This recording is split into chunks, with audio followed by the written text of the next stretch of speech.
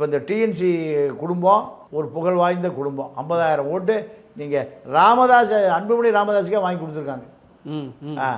அப்போது உங்களுக்கு தனிப்பட்ட காழ்ப்புணர்ச்சி தான் காரணம், வேறு எந்த நோக்கமும் இல்லை. நீங்கள் பேருந்து நிலையம் 10 ஆண்டு காலமாக பணி நடக்குது. 10 ஆண்டு காலமாக நீங்கள் இப்போ நீங்கள் சொல்கிற குற்றச்சாட்டுக்கெல்லாம் உங்களுக்கு தெரியாதா? இந்த குற்றச்சாட்டு 10 ஆண்டுகளுக்கு முன்பு தெரியாதா? அப்போ நீங்கள் ஒரு கார்ப்பரேட் முதலாளி என்பதை தவிர உங்களுக்கு பொதுமக்கள் மீது எந்த அக்கறையும் இல்லை. நீங்கள் இப்போது 22/5/2026 தான் இந்த அறிக்கை கொடுத்துருக்காரு.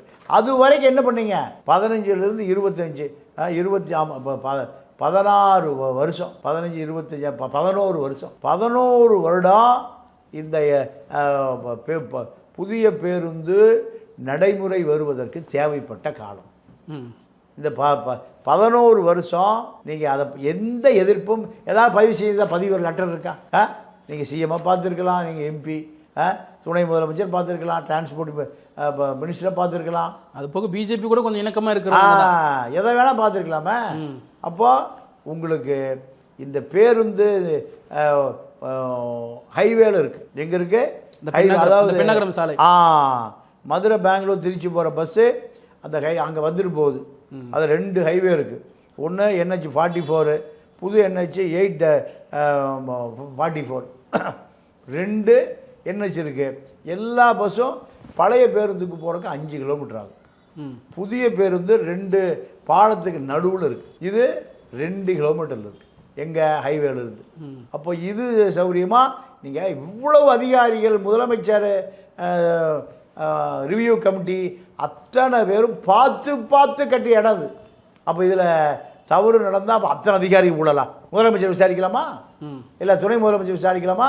Transport minister விசாரிக்கலாமா? உயர்மட்ட கமிட்டி போடலாம், ரைட்டு. யார் விசாரிக்கலாம்? உங்கள் கவுன்சிலர்களே இதுக்கு ஒப்புதல் கொடுத்துருக்காங்களே, அவர்களை விசாரிக்கலாமா? அன்புமணியை பொறுத்த வரைக்கும் நீங்கள் NLCயில் 3 ஷிஃப்ட்டு 9,000 தொழிலாளி வேலை பார்க்குறான். இதில் எத்தனை வன்னியர்களுக்கு நீங்கள் வேலை வாங்கி கொடுத்தீங்க? எத்தனை உங்கள் சமூகத்தை சார்ந்த எத்தனை பேருக்கு நீங்கள் நிலத்துக்கான இழப்பீடு வாங்கி கொடுத்தீங்க? நீங்களும் உங்கள் அப்பாவும்? ஒன்றுமே இல்லை. பாமகவினுடைய அமைச்சர், நிலக்கரி சுரங்கத்துறை அமைச்சர் NT சண்முகம் இருந்தார். அவர் இருந்த காலத்திலேயாவது ஒரு 9,000 வன்னியர்கள் அங்கே அதாவது வாழ்வையில் உயர்த்தியிருப்பான். எல்லாம் இந்திக்காரன் தான் வேலை பார்க்குறான்.